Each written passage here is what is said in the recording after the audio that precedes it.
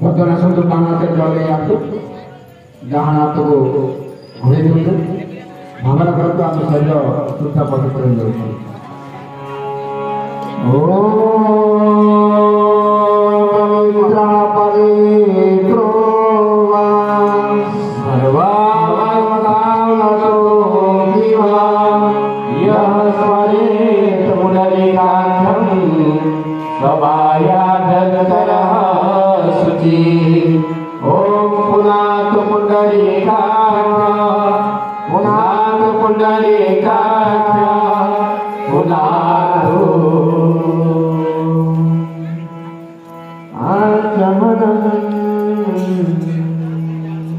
दीप यज्ञ हूँ भावनार यज्ञ। दीप यज्ञ हूँ भावनार यज्ञ। भक्त भगवान होती भावनार अधीन। भगवान कार अधीन? भावनार अधीन। दीप यज्ञ भावनार यज्ञ, भगवान भावनार अधीन। एबे भगवान को आउ दीप यज्ञ को सामंजस्य करंतु करिपारिबे ना नहीं? ए समान बी हला, बी समान सी, ए समान कौन हम सी नहीं ना नहीं, ए समान बी, बी समान सी, ए सी भीतर संपर्क कौन अच्छी बोले कहले कौन कहबो? ए समान सी नहीं। एबे आउ फिर ध्यान देके सुनतु। दीप यज्ञ होची भावनार यज्ञ, भगवान भावनार अधीन। भगवान होती भावनार अधीन। अधीन बोले भावनार ही भगवान। दीप यज्ञ होती भावनार यज्ञ।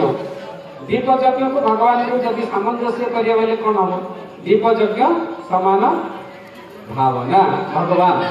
आसतु से भावनात्मक जहाँ पाखा पर्यंत आमर अच्छी से करेंगे, आज मैंने भावना सहित यह क्रिया करेंगे। खाଇବା ହାତରେ ଜଳ ନେଇ ଯାଆନ୍ତୁ, 3 ବାର ଆସନ କରିଦିଅନ୍ତୁ।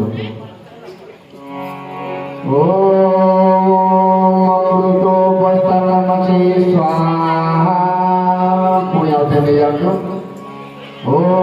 ଅମୃତାଭିଧାନମସି ସ୍ୱାହା, ପୁଣି ଆଉ ଥରେ ନେଇ ଯାଆନ୍ତୁ। ଓମ୍ ସତ୍ୟଂ ୟଚ୍ଚ ଶ୍ରୀମୟୀ ଶ୍ରୀ ଶୈତାନଂ ସ୍ୱାହା।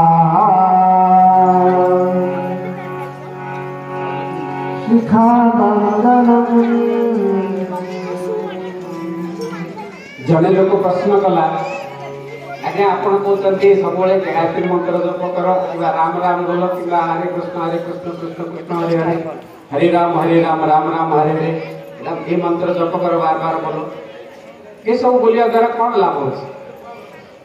तो ऋषि कौन कहले? सुन, ऋषि कहले तमें पत्थर देखिच? पत्थर समस्त देखते ना? पत्थर बहुत कोमल, कोमल नहीं, पत्थरटा बहुत कोमल, हाथ बाड़े गुला भाई लगे ना? नहीं लगुच ना? नहीं। हाँ, धन्यवाद। आपण मैंने शुणुं, जना पड़े आप शुणुं। पत्थर हूँ कठिन नहीं, बहुत कठिन। आउ दौड़ी, दौड़ी देखी? दौड़ीटा कौन कठिन ना कोमल? कोमल नहीं।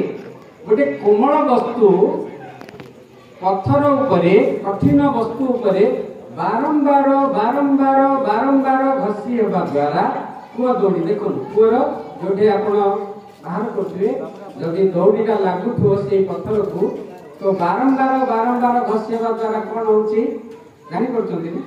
गोटे दौड़ी गोटे चिन्ह गोटे हो जाऊँगी, पत्थर देहरे दौड़ी चिन्ह हो जाऊँगी। अर्थात दौड़ीटा को बारंबार पत्थर देहरे घसीवा जो कौन है ना, पत्थरटा गोटे चिन्ह बसीगला। सेमती आम मन जदि हो, आम मन गोटे पत्थर सदृश हो पारे, जदि बोले हूँ जदि आम मन गोटे पत्थर सदृश हम, से राम नाम बारंबार कोमल नामटा बारंबार बारंबार घसी हम, तो आम मन भितर कौन उत्पन्न हम? चिंता कर कौन गोटे परिवर्तन हम ना हमनी? सेमती कृष्ण नाम बोलतु, गायत्री मंत्र बोलतु, जहाँ बोलते बोलतु, बारंबार बोलतु, तार प्रभाव निश्चित भाव मस्तिष्क उपरे मन उपरे हम शरीर उपरे प्रभाव पड़िबो।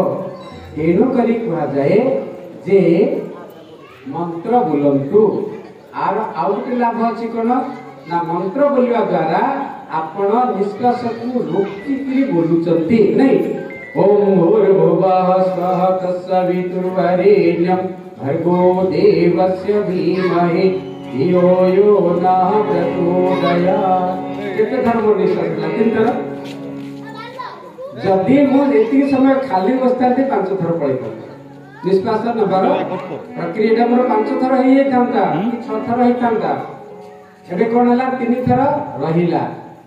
आमको जते बेले भगवान शरीर दैचंती सेते बेले निष्कास को गणी कि दिया जाय केतेटा निष्कास पर्यंत आर जीवन चलिबो सेतेटा निष्कास को जदि आपण धाई धाई नै जिवे हमर एई समय कोन हो जो कमी जीवन ना नहीं हमर लाइफ टा कमी जीव और निष्कास को हम जदि धीरे धीरे नेबा हम लाइफ टा बढ़ी जीव सेथि पई प्राणायाम आवश्यकता हो। प्राणायाम कले हम कोन निष्कास नेले धीरे धीरे निष्कास नेले तापर छाडी कोणी खाली समय रहले आ द्वारा निष्कास रो जो क्रियाटा को हमें कोन कर देले लंबा कर देले लंबा करिया द्वारा हमर जीवन मध्य लंबा होइबो। एटा होची वैज्ञानिक दृष्टिकोण आ भारतीय दृष्टिकोण अलग अछि।